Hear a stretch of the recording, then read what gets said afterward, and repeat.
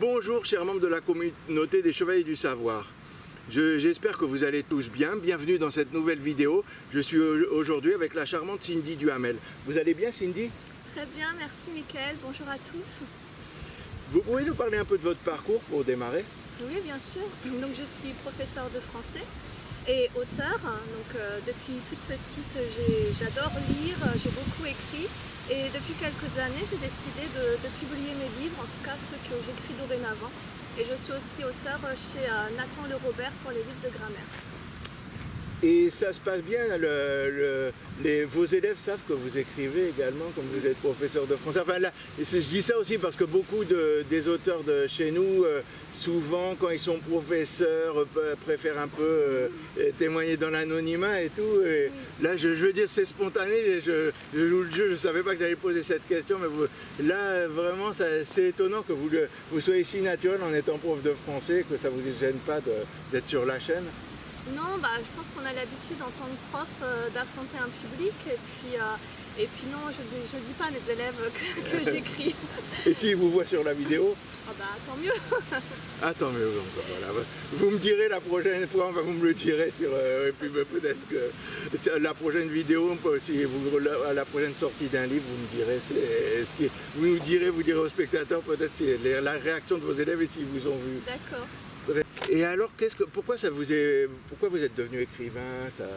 Qu'est-ce qui vous a poussé à ce... Alors souvent la nuit j'ai des insomnies et j'avais besoin d'occuper mon cerveau et j'aime beaucoup écrire et surtout traiter des personnages au niveau psychologique, ça me plaît beaucoup ça. De camper des personnages très fortement au niveau psychologique. Et vous écrivez quel genre de littérature?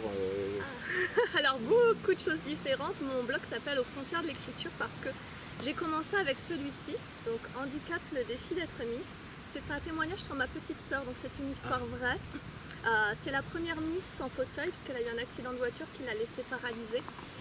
C'est la première Miss à monter sur les plateaux pour des concours de beauté. Donc là je raconte son histoire, de son accident jusqu'à la résilience en passant par tous ses combats. C'est un message d'espoir et en même temps un message de sécurité routière bien entendu. Ah, c'est vraiment très intéressant, un témoignage, voilà, ça donne envie de lire. Hein, le deuxième c'est celui-ci, donc c'est un roman jeunesse, c'est une promenade littéraire dans Compiègne. En fait, Auriel c'est une jeune collégienne à qui il est arrivé quelque chose mais je ne vais pas vous dire quoi. D'accord. Et en fait, elle arrive dans un monde et dans ce monde elle rencontre Molière, Jean de La Fontaine, Victor Hugo, Rabelais, tous ces auteurs que vous connaissez bien. Mais cette fois-ci ils sont bien vivants et ils vont l'aider et en plus ils sont drôles. Et donc vous apprenez plein de choses sans même vous en rendre compte au détour d'une intrigue palpitante. Ouais, ça semble intéressant aussi, c'est vrai que c'est divers et c'est original. C'est divers et varié.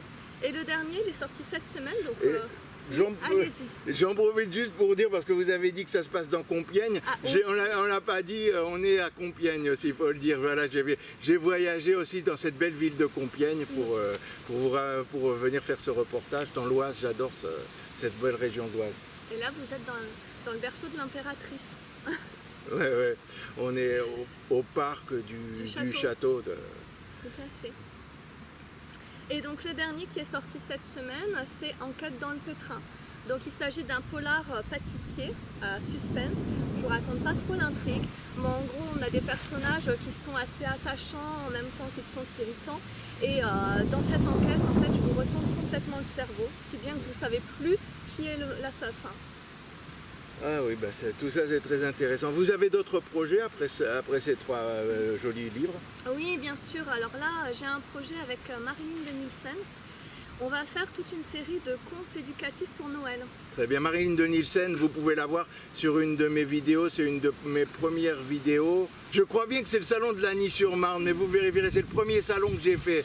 Déjà, j'ai fait le salon de Lagny-sur-Marne, c'est un de mes salons, j'ai dû faire 3 salons, et après, parce que j'ai vite été interrompu déjà par la grève et par le Covid, donc j'ai pu faire que 3-4 salons. C'est le premier salon qu'il y a sur la chaîne, il me semble bien que c'était Lagny-sur-Marne, le premier salon que j'ai fait. Et donc avec Marilyn, on a ce projet-là de petits contes éducatifs sur Noël. Ça s'appellera Comment c'est Noël, 3 petits points, en Angleterre, en Espagne, en Chine.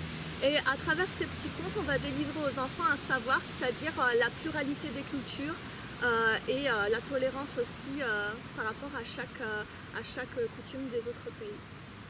Très bien, ben encore quelque chose de différent vraiment. Complètement. Décidément. À chaque fois, c'est vraiment sympa, c'est de bonnes idées. Il faut y penser à tout ça. Et où on peut vous trouver sur les réseaux sociaux? Alors un peu partout, je suis sur Facebook, Cindy Duhamel auteur. Je suis sur Instagram aussi, Cindy Duhamel. Vous me retrouverez sur mon blog Aux frontières de l'écriture, où je donne des informations sur mes livres, je fais des chroniques littéraires, je partage mes partenariats bien entendu. Et je pense qu'on a fait le tour. Ah ben je pense bien aussi. Alors il ne me reste plus qu'à vous remercier Cindy. Voilà, c'est très agréable et vous êtes très à l'aise devant une caméra, autant que moi. Félicitations, merci et ben, à une prochaine fois sans doute. Je vous remercie je reviendrai avec plaisir dans votre belle région de l'Oise. Je vous en prie, c'est vraiment un plaisir. Ben, merci à tous, et il ne me reste plus qu'à vous, j'espère que vous avez accepté encore une auteure originale et puis il y a encore des tas d'autres vidéos à venir sur la chaîne et des vidéos qui changent aussi, toujours des auteurs comme j'aime et encore bien d'autres surprises et il y aura encore pas mal de choses à venir et de sujets divers. Et toujours la même chose, c'est rien de le dire, mais j'ai besoin d'abonnés, alors surtout d'abonnés en ce moment. Mais je vous remercie encore, je vous remercie vraiment à chaque fois. Vous êtes de plus en plus nombreux sur la chaîne. Là, on a bientôt, à l'heure où je parle, on a bientôt atteint les 700 abonnés et ça va, on devrait bientôt arriver à 1000.